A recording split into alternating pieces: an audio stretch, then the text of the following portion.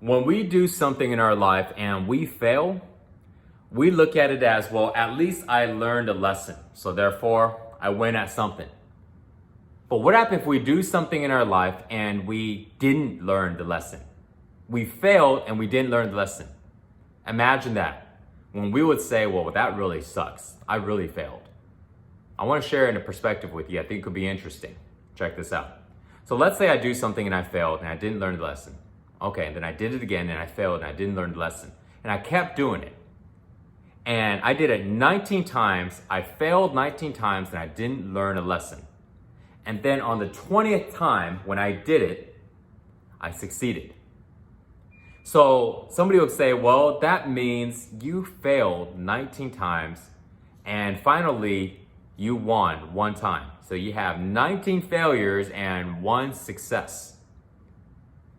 But what would happen if we took another perspective at this scenario, and instead of somebody failing 19 times and winning one time, what happens if the game that they were in, the process that they were in actually was, it takes 20 tries, for example. It takes 20 tries to go ahead and succeed at that thing, at that game. It takes 20 times. And if somebody was to mistaken and say that it only takes one time, then they would see it as, well, you failed 19 times. But in reality, what happened if that thing they were doing actually takes 20 times to succeed? And therefore, when somebody failed the first 19, it doesn't matter. It was all part of the process. You see, we put expectations on what we feel we succeed on and what we don't succeed on. But what happens if the expectations that we put on things is incorrect? How are we supposed to know that this thing takes 19 times to succeed on, takes 19 tries to go ahead and succeed on? Maybe we think it only takes 3 tries. Maybe we think it only takes 5 tries. If we were to go look at this and let's say here is a quote. It's not just it's a quote, but it is also something that I feel a lot of entrepreneurs have heard of, very familiar with, which is 1 out of 10 businesses succeed, which basically means 9 out of 10 businesses fail. And this was statistically speaking, so it wasn't somebody's opinion.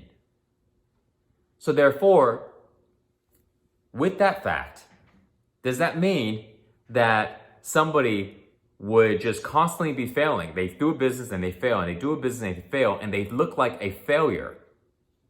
Well, that's one perspective. But the other perspective, based on statistically speaking, generally, the whole entire thing is that people aren't really supposed to succeed on the first try.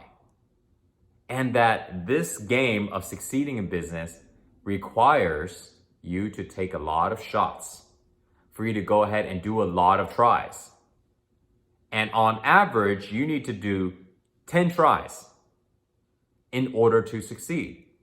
So therefore, when you have done 5 tries and you have failed all of these tries so far, this doesn't mean that you are not a winner, that you are a loser.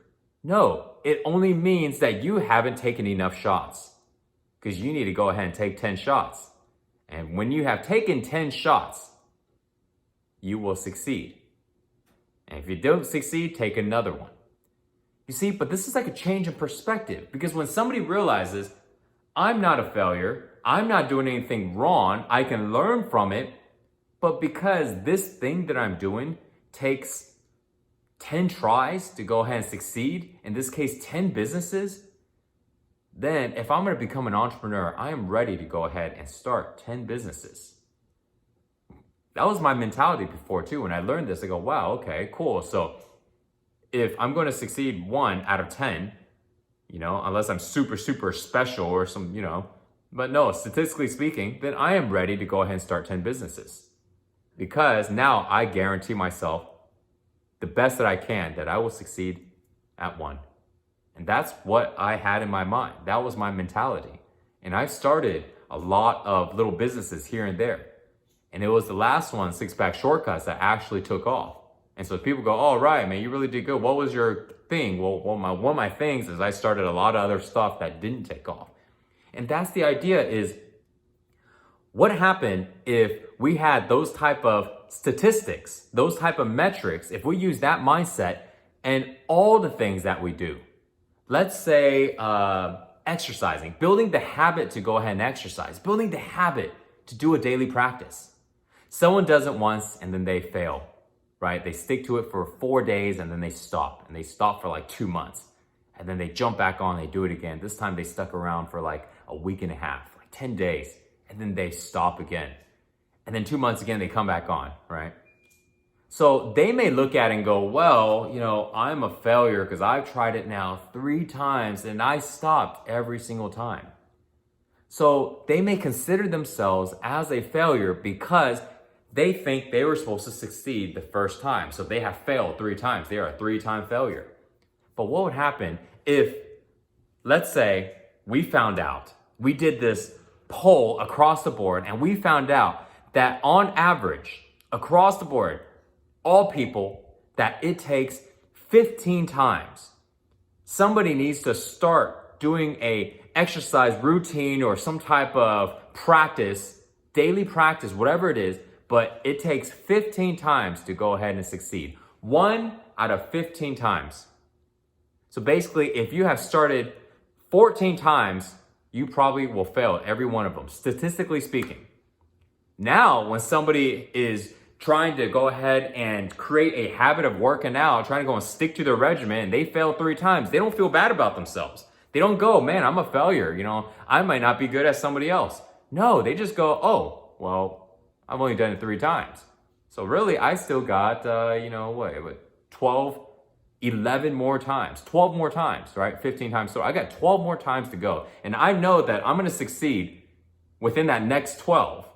But right now, I'm only 3 in. And so who cares if I quit, right?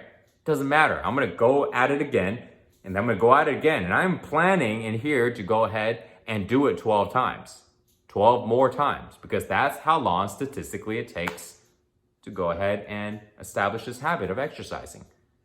You see the perception shift.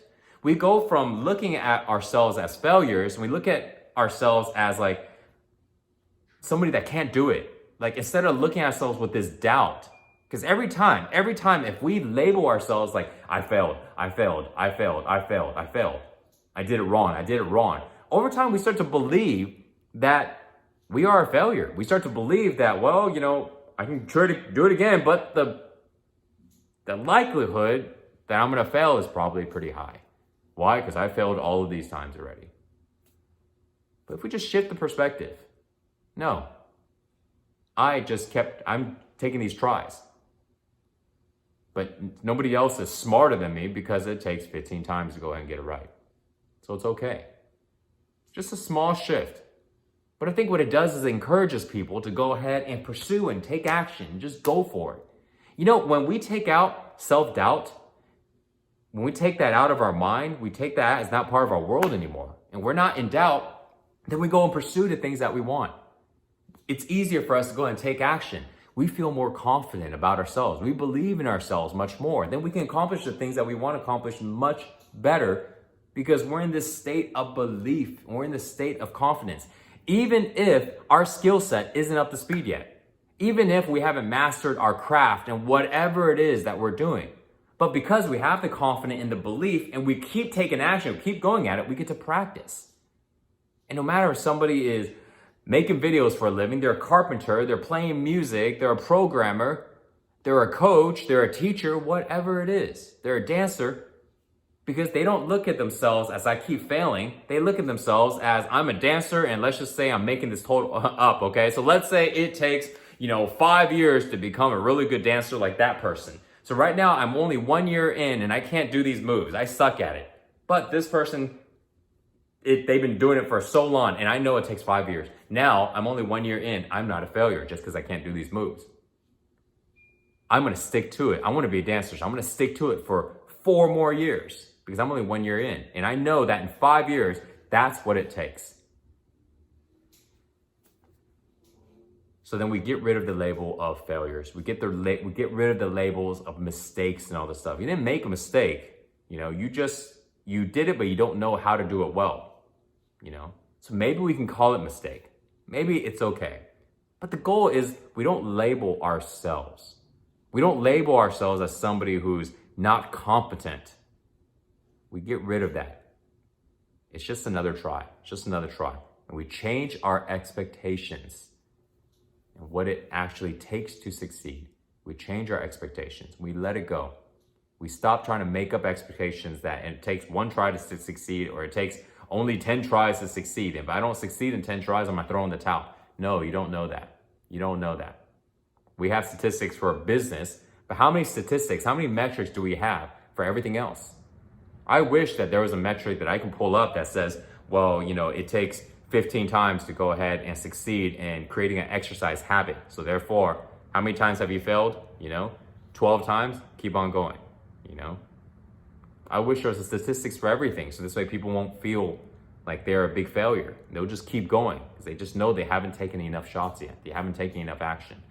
They haven't failed enough to go ahead and actually get it right, So thanks guys, wanted to share that. Let me know in the comments.